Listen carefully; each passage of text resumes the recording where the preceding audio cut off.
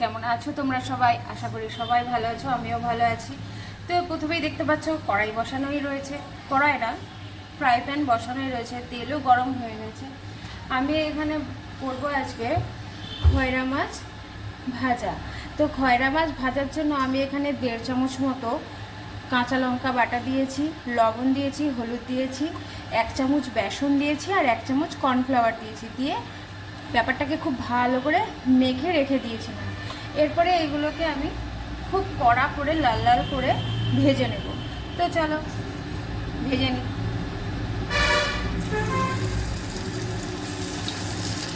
তোমরা বেসন টেসন না দিয়ে চাইলে নাও ভাজতে পারো, বাট এরকম করে একদিন করে দেখো, একটু ঝাল ঝাল লবণ লবণ লাগবে, খেতে ভালো লাগবে। আর এইগুলো এমনি গরম ভাতে তেল লবণ লঙ্কা দিয়ে খেতেও ভীষণ ভালো লাগে। আর মুসুরির ডাল, যে কোনো ডাল দিয়ে খেতেও ভালো লাগে। রোজ একঘেয়ে আলু সেদ্ধ, আলু ভাজা, বেগুন ভাজা, পটল ভাজার থেকে এই সমস্তগুলো এক আধ দিন করাই যেতে পারে, তাই না?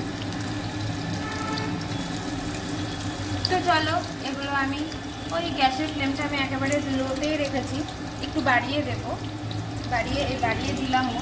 এবার এটাকে ভালো করে ভেজে নিই। তো চলো ভেজে নিয়ে ফিরে আসছি। তো দেখো আমার মাছগুলো সুন্দর করে ভাজা হয়ে গেছে, এখনই কত ক্রিস্পি হয়েছে দেখতেই পাচ্ছ। তো এবার আমি এগুলোকে তুলে নেব। তোমরাও বাড়িতে এরকম একবার আধবার ট্রাই করে দেখতেই পারো যে তোমাদের কেমন লাগে। ভালো লাগলে অবশ্যই আমাকে জানাবে।